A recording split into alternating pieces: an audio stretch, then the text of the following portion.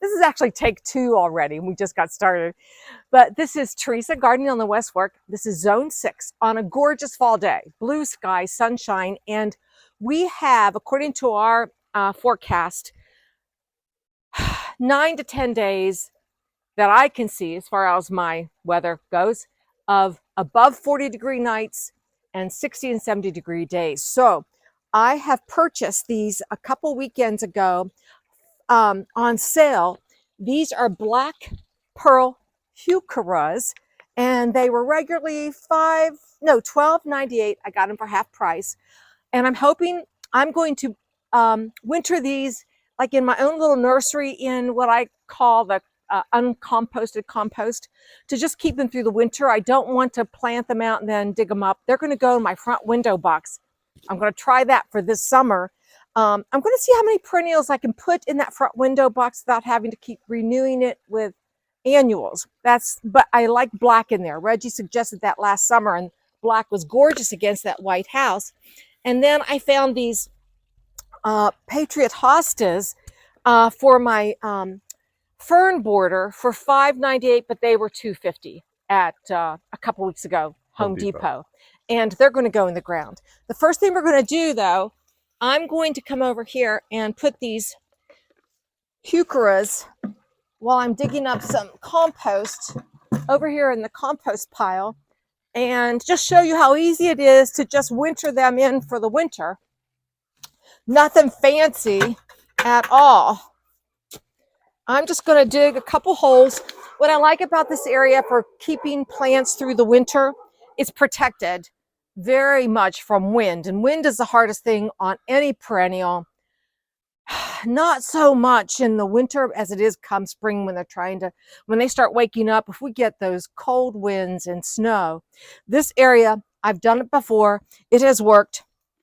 And all I'm going to do is dig a nice hole in this area where I have almost composted compost. This will be compost I'll use next spring. Come winter, it'll be beautiful. And I'm going to dig a trench, put the whole cans right in here, just like this. Cover that up with soil. And if you have a space in your gardens, if you have raised beds, if you have, right, just taking a second to take a look at that. If you have a garden space that's protected, then I would recommend, if you have plants that are either in cans or not, that you don't know where you want to put them, if you put soil around them like this, it will keep them through the winter. So that's all that is to putting them, kind of like making a little nursery. That will insulate those roots, keep them nice. And it helps that this is, like you said, very protected. It's very protected, yeah. And heucheras are very durable plants, very resilient in this area. So I want to keep those for next spring. When you can get them on half price, what a deal. Now I'm just going to go ahead and get some of my composted compost to put in the garden where I'm going to put the ferns. The soil where I'm going to put the ferns is very good, rich soil from all the years of where the leaves have composted in there. I do have some biotone I'm going to put in there. And you can see my compost is getting taller and taller with everything I'm cutting off for spring. So let's go get those other plants in the ground. We're going to get rain. Maybe it's Wednesday this week, I believe. Now, I did water all of these plants this morning because we've had a real dry 3 weeks. Yeah. We had rain, but it didn't fill my rain barrel up at all. So I've watered these, and I'll water them in. And it's staying cool. It's not that it's hot, but you don't want to put a dry plant in dry soil this time of year. So you want to stay on top of these plants. So this is where it's going. I think these Patriot hostas, they have such a white coloration, that they will bring out a nice brightness in this border right here. And I watch YouTube videos, and Jess, and I'll put her name up on the screen. She's so inspiring. Plus, her voice is so lovely. She creates her own music, she writes her own music, and her garden is gorgeous. But anyhow, she inspired me to do this, and I thank her. She lives up in Michigan. So these three are going to go in here. And I think that'll brighten up where those Japanese painted ferns are. Give it some color. And I hope this spring reg that I find that tree that I'm looking for. I think it's some type of contorted spruce that stays very narrow, grows maybe 10 feet tall, stays narrow, because one day this beautiful willow won't be here. And I have it in my mind. I found one out in Indianapolis when I visited Mariana, but it wouldn't fit in the van. So let's get these in the ground. You'd always tie it to the top like they did Christmas Vacation, you know. Christmas, that would have been great, particularly coming to West Virginia. Yeah. That wouldn't be unheard of. Yeah. No, I love West Virginia. I think people in West Virginia can make fun of West Virginians, and I'm not. I love West Virginia, never left it, don't want to. And this daylily is probably going to go back in the nursery unless somebody out there close by. This is a lovely yellow daylily. Watch my wire there. I will. And I lost my train of thought, which isn't unusual. It's going into the nursery. It's going into the nursery. Somebody wants it. If somebody wants it, let me know. I experimented with putting a daylily in the shade area to see if I can get some bloom. It didn't happen. Too much shade. So I'm going to knock as much dirt off of this plant. What I'll do is I will. It's healthy though. I mean. Oh yeah, it's a great plant. It's a beautiful foliage, but I didn't bloom at all. And there's 3 in here, 3 nice ones. I'm going to chop them up, and I'm going to cut back all the foliage before I put them in that little nursery area, unless somebody messages me that they want these pretty little yellow daylilies. That'll make it easier for me to move. All right, so we'll get these out of here. Set them aside. Oh, here's another. And I have white violets in here, which I love those. Okay. I don't want to tear up that. So I'm going to put some soil in here. But you can see how nice this soil is. And we'll get these in the ground. Makes me happy. Everything does better in the ground rather than if you can get them in the ground. We've had a couple, 3 nights of frost, and I'm glad for that. That's why we were able to cut things off. And so these will go dormant, and I will put biotone in the soil for their root development, because the roots will be working all the time. Come spring, we shall see some lovely Patriot hosta.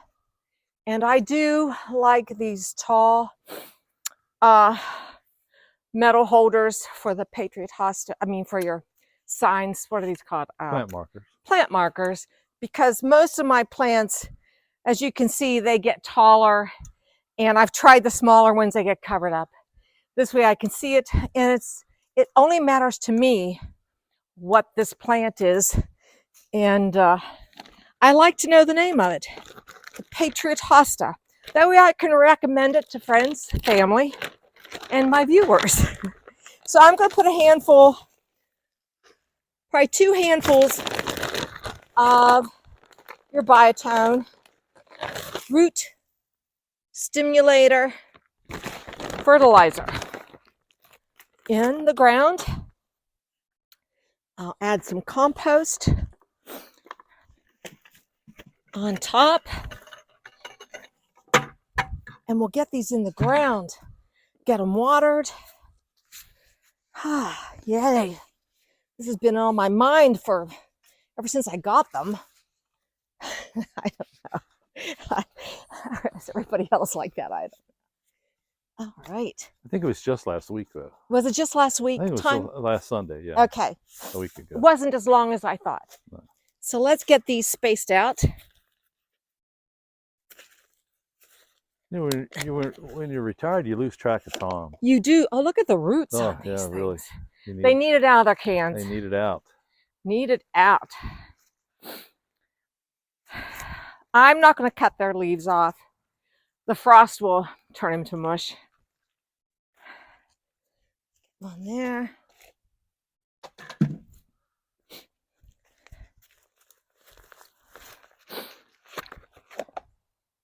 And these we picked up at Home Depot. Right. And they had several. If it was just last Sunday and you're looking for a good buy on hostas, heucheras, they had the Dolce Wildberry, which I have in that border behind the lamb's ear. Oh my gosh. You know, it makes me think, should I go buy a couple more of those too? They're great for sun or shade. The Dolce Wildberry. That's going to go there. I think. I'll stand back and see if...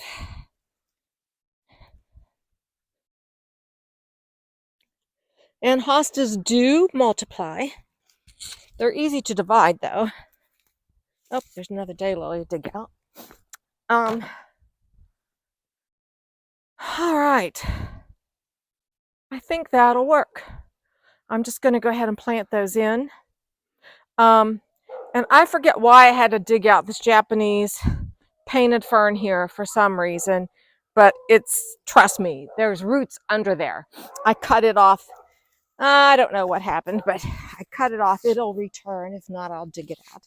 And let's get this in the ground. Like that. And I am going to water these in today. Since our rain has been so unpredictable.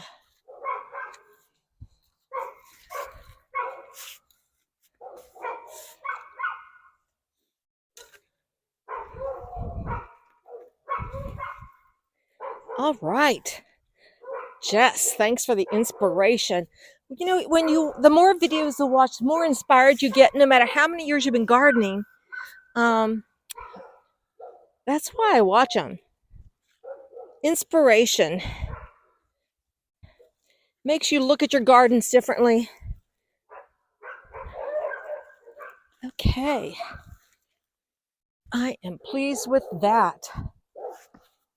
Let's get them watered in.